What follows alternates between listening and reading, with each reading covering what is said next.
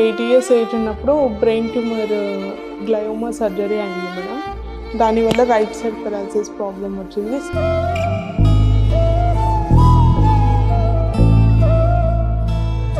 Sir నేను evening కూడా ట్రైనింగ్కి వస్తాను, 2 సెక్షన్స్ చేసుకుంటాను సార్. నేషనల్స్ ఉన్నాయంటే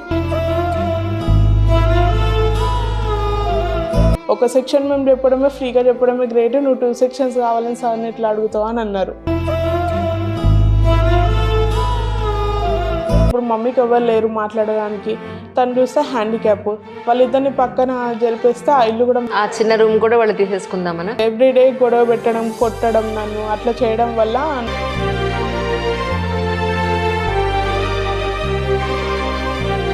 స్పోర్ట్స్ స్టార్ట్ చేసినప్పుడు నువ్వేం ఆడుతావు, నీకు అవసరమా గేమ్స్, అసలు నువ్వు ఆడగలుగుతావా అని అన్నారు. జనవరి 26 రోజు గవర్నర్ చేతుల మీద అవార్డు తీసుకున్న తర్వాత అందరు మా ఇంటికి వచ్చి సన్మానం చేశారు. భువనేశ్వర్లో సిల్వర్, బ్రాంజ్ మేడం. ఇది 4th ఇండియన్లో సిల్వర్ మెడల్ డిస్కస్ త్రోలో. ఇంకోటి షార్ట్ పుట్లో సిల్వర్ మెడల్. ఇది నా ఫస్ట్ ఇంటర్నేషనల్ మెడల్ మేడం. ఇండియాకు రిప్రజెంట్ చేసావు, ఇంకేం కావాలి? You are achieved. లేదు మేడం, నా గోల్ నేను రీచ్ కావాలి. మా మమ్మీకి కావాలన్న మెడల్ నేను తెచ్చేయాలి మేడం. నమస్తే మేడం, నా పేరు లోకేశ్వరి. ఓకే, మేము వచ్చేసి సరూనగర్లో ఉంటాం మేడం. మీ ఫ్యామిలీ గురించి, మీరు ఏం చదువుతున్నారు? మా ఫాదర్ 2011లో ఎక్స్పైర్ మేడం. మమ్మీ వచ్చేసి ప్రైవేట్ హాస్పిటల్ ఆయమ్మగా వర్క్ చేస్తారు. నా స్పెషల్ డిఎడ్ అయిపోయింది. ఎంతమంది మీరు సంతానం? నేను ఒక్కదాన్నే మేడం. అంటే మీకున్న ఆరోగ్య సమస్య ఏంటి యాక్చువల్గా? యాక్చువల్లీ నాకు 8 ఇయర్స్ ఏజ్ ఉన్నప్పుడు బ్రెయిన్ ట్యూమర్ గ్లయోమా సర్జరీ అయింది మేడం. దానివల్ల రైట్ సైడ్ పెరాలసిస్ ప్రాబ్లం వచ్చింది. సిపి సెరిబ్రల్ పాలసీ ప్రాబ్లం ఉంది. రైట్ హ్యాండ్, రైట్ లెగ్, మొత్తం రైట్ సైడ్ ప్రాబ్లం. సో అప్పటి వరకు నార్మల్గానే ఉంది? నార్మల్గానే ఉంది మేడం. అంటే ఎవరు చెప్పారు మీరు ఇటు సైడ్ స్పోర్ట్స్ సైడ్ వెళ్తే మీకు కొంత ఎంకరేజ్మెంట్ ఉంటుంది, మీ లైఫ్లో ఒక టర్న్ తీసుకుంటుంది అని ఎవరు చెప్పారు? యాక్చువల్లీ నాకు చిన్నప్పటి నుంచి స్పోర్ట్స్ అంటే చాలా ఇష్టం మేడం.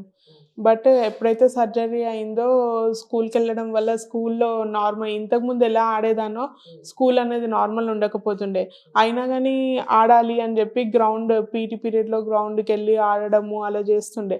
2-3 టైమ్స్ కింద పడిపోయినాయి. ఇంకా ఫ్రెండ్స్ అప్పటి నుంచి భయపడుతుండే. పిల్లలు ఏంటంటే మళ్ళీ తనకేమైనా అయితే మా మీద వస్తుంది, పేరెంట్స్ వచ్చి స్కూల్లో గొడవ పెడతారని ఆడించకపోతుండే, సైడ్లో కూర్చోమని చెప్తుండే.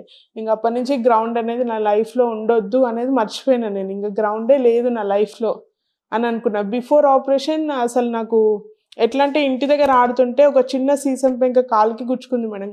నైట్లో ఆడుతుంటే నా బ్లడ్ అడుగులు పడుతున్నా, నేను ఆడుతూ పోతున్నా. పిల్లలు చూసి ఏంటి వాటర్ ఎక్కడి నుంచి వస్తున్నాయంటే నా బ్లడ్ అది. ఎదురుగా హాస్పిటల్ తీసుకెళ్ళాను. అంత ఇంట్రెస్ట్ ఉంది స్పోర్ట్స్ అనేది. బట్ ఆపరేషన్ తర్వాత ఇంకా స్పోర్ట్స్ అనేది నాకు లేదు లైఫ్లో అనుకున్నా. బట్ నేను స్పెషల్ డిఎడ్ చేసేటప్పుడు కాలేజ్కి ఎన్ఐఎంహెచ్లో నేను స్పెషల్ డిఎడ్ చేశాను బోయినపల్లిలో. ఎందుకంటే ఇంకా నార్మల్ లైఫ్, నార్మల్ వాళ్ళతో ఉండడం కష్టం అని నాకు అర్థమైపోయింది.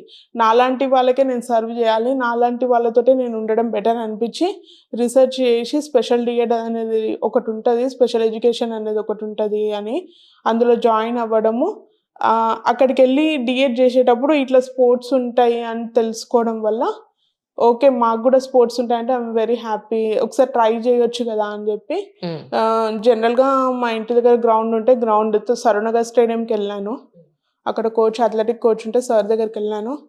సార్ ఏంటంటే స్టార్టింగ్ వెళ్ళినప్పుడు నువ్వు సైడ్కి వెళ్ళి చేసుకో అమ్మా అన్నట్టు అంత ఇంట్రెస్ట్ చూపించకపోతుండే. సరేలే అని చెప్పేసి బ్యాడ్మింటన్ జాయిన్ అయినాను మేడం. బ్యాడ్మింటన్ జాయిన్ అయ్యి బ్యాడ్మింటన్కి వెళ్తుంటే సార్ వాళ్ళు మంచిగా బ్యాడ్మింటన్కి వెళ్ళేటప్పుడు చాలా మోటివేటెడ్గా అనిపించింది. ఇంకా చేయాలి అని అంటే కొత్తపేటలో ఉన్న ఒక బ్యాడ్మింటన్ స్టేడియంలో సార్ ఫ్రీగానే ట్రైనింగ్ ఇస్తామమ్మా, నీకు ఫ్యామిలీ బ్యాక్గ్రౌండ్ని నీకు ఫ్రీగానే ట్రైనింగ్ ఇస్తాము, మార్నింగ్ వచ్చి చేసుకో అని చెప్పారు. నేషనల్స్ ఉన్నాయి ఒక 1 monthలో అని తెలిసింది మేడం. తెలవడం వల్ల నేను సార్ని రిక్వెస్ట్ చేశాను అనమాట. సార్ నేను ఈవినింగ్ కూడా ట్రైనింగ్కి వస్తాను, 2 సెక్షన్స్ చేసుకుంటాను సార్, నేషనల్స్ ఉన్నాయంటే సార్ ఓకే అన్నాడు. కానీ అసిస్టెంట్ కోచెస్ నీకు ఒకటి ఇవ్వడమే గ్రేట్, ఒక సెక్షన్ మేము చెప్పడమే ఫ్రీగా చెప్పడమే గ్రేట్, నువ్వు 2 సెక్షన్స్ కావాలని సార్ని ఎట్లా అడుగుతావు అని అన్నారు. అక్కడికి ఇంకా మళ్ళీ మణికొండలో సార్ వేణు సార్ అని బ్యాడ్మింటన్ కోచ్ సార్ ఉంటే సార్ని ఆన్లైన్లో అప్రోచ్ అయితే సార్ రామ్మా కానీ ఇంత దూరం వస్తావా అని అన్నారు. పర్లేదు సార్ నేను వస్తానని డైలీ మణికొండ, సరూనగర్ టు మణికొండ వెళ్ళొచ్చేదాన్ని. Oh my God! ట్రైనింగ్‌కి వెళ్ళి వస్తుంటే ఒక 2020 ఆ టైంలో మనకి కరోనా ఎఫెక్ట్ అయింది. ఒక 3 మంత్స్ ఆపేసాను మేడం. ఆపేసినాక వేణు సార్ గురించి తెలిసి, సార్ ఎన్‌జీఓలో ఇట్లా స్టార్టప్ అయితున్నారు అని తెలిసి, అథ్లెటిక్ కోచ్ వస్తున్నారంటే, సరే అని సార్ దగ్గర జాయిన్ అయ్యి ట్రైనింగ్ చేస్తూ ఇప్పటివరకు నాకు 11 medals madam. National and international wise. That's so nice. మాకు చెప్తారా ఒకసారి ఆ మెడల్స్ ఎప్పుడెప్పుడు వచ్చాయని? అవన్నీ మీకే వచ్చాయంట కదా? ఈ 2 మెడల్స్ వచ్చి 2020లో నా ఫస్ట్ నేషనల్స్ ఇది. 19థ్ నేషనల్ బెంగుళూరులో జరిగింది ఇది. డిస్కస్‌లో షాట్ పుట్‌లో 2 బ్రాంజ్ మెడల్స్. ఓకే. ఇది థర్డ్ ఓపెన్. నేషనల్ తర్వాత థర్డ్ ఓపెన్ అథ్లెటిక్ ఛాంపియన్‌షిప్ బెంగుళూరులోనే జరిగింది ఇది. బెంగుళూరు సాయిలో జరిగింది. అందులో సిల్వర్ మెడల్ మేడం. షాట్ పుట్‌లో సిల్వర్ మెడల్ వచ్చింది. రైట్. తర్వాత 2021 పూణేలో జరిగింది. పూణేలో వచ్చేసి సిల్వర్ ప్లస్ బ్రాంజ్ మెడల్ వచ్చాయి మేడం. నేషనల్స్. నేషనల్స్‌లో. భువనేశ్వర్‌లో సిల్వర్, బ్రాంజ్ మేడం. అది ఎప్పటిది? ఇది 2020 ఇది 4థ్ ఇండియన్ మేడం. సారీ. 4థ్ ఇండియన్. 28థ్ నేషనల్ తర్వాత 4థ్ ఇండియన్. ఎవ్రీ ఇయర్ మనకి ఇండియన్ ఛాంపియన్‌షిప్ ఇండియాలో అయితది. ఇది 4థ్ ఇండియన్‌లో సిల్వర్ మేడం డిస్కస్ త్రోలో. రైట్. ఇది 21st నేషనల్ పూణేలో జరిగింది ఇది. పూణేలో జరిగింది. డిస్కస్ త్రోలో silver medal madam. Right. Right. ఇంకోటి షాట్ పుట్‌లో సిల్వర్ మెడల్. ఇది నా first international medal madam. Okay. 2022. ఇండియాకి రిప్రజెంట్ చేశారా? Yes madam. పోర్చుగల్‌లో జరిగింది ఇది. డిస్కస్ త్రోలో బ్రాంజ్ మెడల్ వచ్చింది మేడం. ఇండియాకి రిప్రజెంట్ చేశారు కదా! మరి మీరెక్కడ గవర్నమెంట్ జాబ్స్ కోసం ట్రై చేయలేదా? లేదు మేడం. అంటే ట్రై చేశాను. కానీ అథ్లెట్స్ చాలా మంది ఉండడం వల్ల నేను బ్యాక్ అయిపోతున్నాను. పారా అథ్లీట్స్‌కి సెపరేట్‌గా కోటా ఉందేమో కదా? ఉంది మేడం. అందులో కూడా హై కాంపిటీషన్. హై కాంపిటీషన్ ఉంది. నార్మల్ వాళ్ళకంటే ఇప్పుడు పారా వల్లనే హై కాంపిటీషన్ ఎక్కువ ఉంది మేడం. అథ్లెటిక్స్‌లో హై కాంపిటీషన్ ఇంకా. ఈవెన్ ఒక నేషనల్‌కి వచ్చేసరికి ఒక 1500, 2000 మెంబర్స్ వస్తారు. నేషనల్స్ జరిగినప్పుడు ప్రతి నేషనల్‌కి. సో మరి ఇప్పుడేంటి ఫ్యూచర్ ఏంటి యాక్చువల్లీ? ఇప్పుడు అప్లై చేస్తున్నారా మళ్ళీ? యాక్చువల్లీ నాది 2024లో ప్రాక్టీస్ చేస్తూ వస్తున్నాను మేడం. 2020 నుంచి 24 వరకు ప్రాక్టీస్ చేస్తూ వస్తున్నాను. మా డ్యాడీ ఎక్స్‌పైర్డ్ అయిపోయాక మాకొక ఇల్లుంది మేడం. ఇంటిలో ఉండేటప్పుడు మా మమ్మీ ఏందంటే ఆర్ఫన్ బ్యాక్‌గ్రౌండ్ మా మమ్మీది. ఆర్ఫనేజ్‌లో పుట్టి పెరిగారు మమ్మీ. ఫాదర్, మదర్ లేరు మమ్మీకి. మా ఫాదర్ ఆర్ఫనేజ్ నుంచి మమ్మీని మ్యారేజ్ చేసుకోవడం జరిగింది.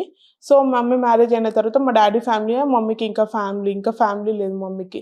సో, మా ఫాదర్ ఎక్స్‌పైర్డ్ అయిపోయారు. మా ఫాదర్ అంత సంపాదించలేకపోయారు. సో, మా ఫాదర్ ఎక్స్‌పైర్డ్ అయిపోయినాక ఫ్యామిలీ మెంబర్స్ అందరూ ఏందంటే మాకేదైతే ఇల్లు ఒక చిన్న రూమ్ అంత ఇల్లుంది. అందరేమనుకున్నారంటే ఇప్పుడు మమ్మీకి ఎవరు లేరు మాట్లాడడానికి. తను చూస్తే హ్యాండిక్యాప్. వాళ్ళిద్దరిని పక్కన జరిపేస్తే ఆ ఇల్లు కూడా చిన్న మాకైతే రూమ్ కూడా వాళ్ళు తీసేసుకుందామనా? యాహ్! ఇంతకు మించిన అట్లా దారుణం ఉందా? ఎంతో టార్చర్ ఎవ్రీడే గొడవ పెట్టడం, కొట్టడం నన్ను. అట్లా చేయడం వల్ల నా హెల్త్ ఇంకా ఇష్యూ అవ్వడం వల్ల మమ్మీ నేను 2020లో 14లో బయటికొచ్చేసాం మేడం. వచ్చి రెంట్ రూమ్‌లో ఉంటున్నాము. అయితే నేను డీఎడ్ చేసేటప్పుడు మమ్మీ ఇట్లా స్పోర్ట్స్ ఉన్నాయంట అంటే, మమ్మీ ఏమన్నదంటే, మన లైఫ్ స్టైల్‌కి అది కరెక్ట్ కాదేమో నాన్న. నేను ఇప్పటికే జాబ్ చేస్తున్నాను. మళ్ళీ నీకు సపోర్ట్ చేయాలంటే కష్టం అని అన్నారు. కానీ సార్ దగ్గర ఎప్పుడైతే ట్రైన్ అప్ అయ్యి మెడల్ తీసుకొచ్చి 2 బ్రాంజ్ తీసుకొచ్చి మా మమ్మీ చేతిలో పెట్టానో, అప్పుడు మా మమ్మీ ఫుల్ ఏడ్చేసి, నేను నీకు సపోర్ట్ చేస్తాను. నాకున్నంత వరకు నేను నీకు సపోర్ట్ చేస్తాను. నువ్వు ఆడు. నీకు కావాల్సిన గోల్ నువ్వు రీచ్ అవ్వు. ఎందుకంటే చిన్నప్పటి నుంచి నీకు కావాల్సింది మేము ఇయ్యలేకపోయినాం. కాబట్టి ఇదన్నా నువ్వు రీచ్ అవ్వు. నాకు ఉన్న స్థాయిలో నేను నీకు సపోర్ట్ చేస్తానని చెప్పి మమ్మీ సపోర్ట్ చేస్తూ వచ్చారు. కానీ 2024లో మమ్మీకి చికెన్ గున్యా వచ్చింది. 3 మంత్స్ అసలు లేవలేకపోయింది. ఆ టైంలోనే డీఎస్సీ పడ్డది మేడం. డీఎస్సీ పడడం వల్ల ఫ్యామిలీ కండిషన్ ఏం బాలేదు అని చెప్పి 3 మంత్స్ గ్యాప్ తీసుకొని సార్‌తో చెప్పడం వల్ల సార్ ఏమన్నారంటే, సరే అమ్మ ప్రిపేర్ అవ్వు అని అంటే, సరే అని 3 మంత్స్ ప్రిపేర్ అయిన తర్వాత డీఎస్సీలో టీచర్ జాబ్ తీసుకున్నాను మేడం రీసెంట్‌గా నేను. జాబ్ చేస్తూ జాబ్ వచ్చేసి నేనున్న ప్లేస్ కంటే 70 కిలోమీటర్స్ డైలీ నేనెళ్ళాలి. అక్కడికి షిఫ్ట్ అవ్వడానికి లేదా మరి? సార్ దగ్గర ట్రైనింగ్ తీసుకోవాలి కదా! స్పోర్ట్స్ అనేది నా గోల్ మేడం. జాబ్ అనేది మమ్మీకి సపోర్ట్ చేయాలి. ఫ్యామిలీ రెంట్ కట్టుకోవాలి. సో, అలా అని తప్పదు కదా అనేసి 70 కిలోమీటర్స్ వెళ్తున్నాను. 70 ఎలా వస్తున్నాను. వెళ్తున్నారు? బైక్ పైన వెళ్తున్నాను madam. Is it? Bike drive చేస్తున్నారా? చేస్తున్నాను మేడం. ఎక్స్‌ట్రా ఫిట్టింగ్ పెట్టించుకొని వెళ్తున్నాను మేడం. అయితే ఓ పక్కన స్పోర్ట్స్, ఇంకో పక్కన జాబు. ఇంకో పక్కన అమ్మని చూసుకోవడం. చూసుకోవడం. చాలు. ఇంతకు మించి ఇంకేం కావాలి లైఫ్‌కి. లేదు మేడం. నా గోల్ నేను రీచ్ కావాలి. మా మమ్మీకి కావాలన్న మెడల్ నేను తెచ్చేయాలి మేడం. ఖచ్చితంగా నెక్స్ట్ నేను ఏషియన్ గేమ్స్‌లో మెడల్ కొట్టాలి. 2026 ఏషియన్ గేమ్స్‌లో మెడల్ కొట్టాలి. తర్వాత ఇంకా ప్రాక్టీస్ చేస్తూ 2028 ఒలింపిక్స్‌లో నేను పార్టిసిపేట్ చేసి మెడల్ కొట్టాలి. మీరు అనుకున్న ఎయిమ్‌కి ఇంకా అప్పుడు మీకు నీడ్స్ ఏమున్నాయంటే ఏం చెప్తారు? అవసరాలు ఏమున్నాయి? సపోర్ట్ కావాలి మేడం. గవర్నమెంట్ నుంచి సపోర్ట్ కావాలి. పోర్చుగల్ ఎళ్ళేటప్పుడు 2.5 lakh madam actually. Sir full Hyderabad మొత్తం సెర్చ్ చేయడము, చాలామంది స్పాన్సర్స్‌ని అడగడము, తర్వాత ఒక 20 డేస్ కంటిన్యూయస్‌గా తిరిగిన తర్వాత డిజబుల్ కమిషనర్ మేడం ప్లస్ మా Rangareddy district collector sir response అయ్యి హెల్ప్ చేశారు మేడం మాకు ఆ టైంలో. రైట్. యాక్చువల్లీ స్పోర్ట్స్ మ్యాన్‌కి కావాల్సిందేంటంటే support, financial support, bag support, coach support. Coach support ఉంది గానీ, మాకు ఫైనాన్షియల్ సపోర్ట్ లేదు మేడం. ఇదే నేను హర్యానాలో గానీ, నార్త్ ఎందుకు మేడం, ఇప్పుడు నెక్స్ట్ మాకు నేషనల్స్ అయితుంది తమిళనాడులో. అదే తమిళనాడు ఇదే నేషనల్ మెడల్ కొట్టి అక్కడికెళ్తే వెంటనే ఫైనాన్షియల్ సపోర్ట్ వాళ్ళకిస్తున్నారు. సో, అట్లాంటి సపోర్ట్ గవర్నమెంట్ మాకు ఇవ్వగలిగితే we can go more further అనమాట. కరెక్ట్. డైట్ గానీ, ఇప్పుడు అథ్లెట్స్ ఏందంటే నార్మల్‌గా గ్రూప్ గేమ్స్ వాళ్ళకంటే ఇండివిడ్యువల్ అథ్లెట్స్, త్రోయర్స్‌కి డైట్ అనేది చాలా ఇంపార్టెంట్ మేడం. డైలీ డైట్ అనేది అదే చాలా ఎక్స్‌పెన్సివ్ అయితది. ప్లస్ ట్రావెలింగ్, మాకు కావాల్సిన ఎక్విప్‌మెంట్ అదే చాలా ఎక్స్‌పెన్సివ్ అయితది. కొన్ని రోజులు ఎవరో ఒకళ్ళు స్పాన్సర్ సపోర్ట్ జేయడము, కొన్ని రోజులు చేయడము, మళ్ళీ కొన్ని రోజులు ఆగిపోవడం, కొన్ని రోజులు డైట్ తీసుకోలేకపోవడము, అట్లాంటి పరిస్థితి నుంచి ఇప్పటికి గెట్ ఆన్ అవుతూ వస్తున్నాం మేడం. ఇప్పుడు ఒకటి ఎనీ స్పోర్ట్స్‌మెన్‌కి ఒకటి ఇప్పుడు మీకు కావాల్సింది డైట్ ఒకటి కావాలి. ఫిట్‌నెస్ ఒకటి కావాలి. అండ్ మోరోవర్ ఇప్పుడు ఇక్కడి నుంచి వేరే స్టేట్‌కి మీరు వెళ్ళి అక్కడ అప్ అండ్ డౌన్ ఎక్స్‌పెండిచర్ కానీ, స్టేయింగ్ అదంతా వాళ్ళు ఇస్తున్నారా? లేకపోతే స్టేయింగ్ గూడా వాడు ఇవ్వట్లేదా? హోటల్ అది ఎక్కడ ఉండడానికి? ఇస్తున్నాను మేడం. ఇప్పుడు నెక్స్ట్ చెన్నై ఎడ్జ్‌లో జరిగే నేషనల్స్ ఒక్కొక్క నేషనల్‌లో ఇవ్వరు. లాస్ట్ బెంగుళూరులో జరిగినప్పుడు ఫస్ట్ నేను బెంగుళూరు ఎళ్ళినప్పుడు కరోనా టైంలో ఇవ్వలేకపోయారు. అట్లా కొన్ని ఇబ్బందులు ఎదుర్కోవాల్సొస్తది మేడం పారా అథ్లెట్స్‌కి. ఇప్పుడున్న సిట్యుయేషన్‌కి ఇప్పుడు ఒలింపిక్స్‌లో పారా అథ్లెట్స్ మంచి మెడల్స్ తేవడం వల్ల బాగా అవేర్‌నెస్ వచ్చి సపోర్ట్ చేస్తున్నారు. ఇప్పుడు ముందుకొచ్చి చాలామంది సపోర్ట్ చేయడానికి ముందుకొస్తున్నారు మేడం. ఇప్పుడు సర్జరీ అయ్యేటప్పుడు మీకు చెప్పారా? కొన్ని సైడ్ ఎఫెక్ట్స్ ఉండే అవకాశం ఉంటుంది ఇలాగా అని చెప్పారా? లేదంటే అయిన తర్వాత ఈ రైట్ సైడ్ ఏదైతే పారలైజ్ అయ్యిందో దాని గురించి డాక్టర్లు ఏమన్నారు యాక్చువల్‌గా? ఫస్ట్ నాకు ఇటు సైడ్ మొత్తం పడిపోయింది మేడం. వర్క్ అవ్వలేదు. సర్జరీ అయిపోయినాక డాక్టర్స్ ఈ అమ్మాయి ఎప్పుడు వరకు ఉంటుందో మేము చెప్పలేము అనేది చెప్పారు. ఇంగా మా చుట్టాలేమనుకున్నారు సేమ్ ఇదే. ఇంట్లో నుంచి ఎలగొట్టడానికి గూడా కారణం ఇదే. ఏందంటే ఆ అమ్మాయి బతకదు, ఈమె ఒక్కతే ఉంటది. ఎందుకు వీళ్ళకి అవసరమా అనేది ఇప్పటికి గూడా మా డ్యాడీ వాళ్ళ బ్రదర్స్ వాళ్ళు ఇప్పటికి గూడా నీకు అవసరమా స్పోర్ట్స్ అనేది? నేను స్పోర్ట్స్ స్టార్ట్ జేసినప్పుడు నువ్వేం ఆడుతావు? నీకు అవసరమా గేమ్స్ అసలు నువ్వు ఆడగలుగుతావా అని అన్నారు. అదే గేమ్స్ ఆడిన తర్వాత ఇండియాకు రిప్రజెంట్ చేసావు ఇంకేం కావాలి? You are achieved. పోర్చుగల్‌కెళ్ళొచ్చి గవర్నర్ మేడం పిలిచి 2026లో అది 2023లో జనవరి 26 రోజు గవర్నర్ చేతుల మీద అవార్డ్ తీసుకున్న తర్వాత అందరూ మా ఇంటికొచ్చి సన్మానం చేశారు మేడం. ఇప్పుడు నెక్స్ట్ నేషనల్స్‌కి మరి ఎవరి సపోర్ట్ అయినా తీసుకోవడానికి ప్రయత్నం మొదలుపెట్టారా? నేషనల్స్ కంటే సారే మాకు సపోర్ట్ చేస్తున్నారు మేడం. బట్ నెక్స్ట్ మాకు world para athletic grand prix మార్చ్‌లో ఉంది మేడం. దానికి ఈచ్ అథ్లెట్ 60,000 పే చేయాలి మేడం దానికి. సో, దానికోసం సార్ ట్రై చేస్తున్నాం మేడం. ఏదున్నా కోచ్ సారే మాకు ట్రై చేసి ముందుకు తీసుకెళ్తున్నారు మేడం. ఇలా ఎవరైనా పారా చైల్డ్‌లనండి, లేదంటే అమ్మాయిలు కానీ, అబ్బాయిలు కానీ డిజేబిలిటీ ఉన్న పిల్లల్ని దృష్టిలో పెట్టుకొని వాళ్ళ పేరెంట్స్‌కి మీరేం చెప్పదలుచుకున్నారు? ఆ పిల్లలకి కానీ, పేరెంట్స్ కానీ మీరేం చెప్పదలుచుకున్నారు? డిజబిలిటీ రాగానే వాళ్ళు డిజబుల్ కదా! వాళ్ళు ఏం చేయలేకపోతారు అని అనుకుంటారు గానీ, డిజబిలిటీ ఉన్న వాళ్ళే ఎక్కువ రిసర్చ్ చేయడము, మేము ఇంకేదో చెయ్యాలి నార్మల్ పిల్లలంటే ఏదో చిన్న అచీవ్‌మెంట్ చేయంగానే మా లైఫ్‌లో ఎంతో అయిపోయింది అని అనుకుంటాం. బట్ డిజేబుల్ చిల్డ్రన్ అలా గాదు. ఎంత అచీవ్‌మెంట్ చేసినా ఇంకేదో చేయాలి అనే తపన వాళ్ళలో ఉంటది. సో, వాళ్ళకి కొంచెం మోటివేషన్ ఇప్పుడు మా మదర్ ఏం లేకున్నా నన్ను మోటివేట్ చేస్తున్నారు.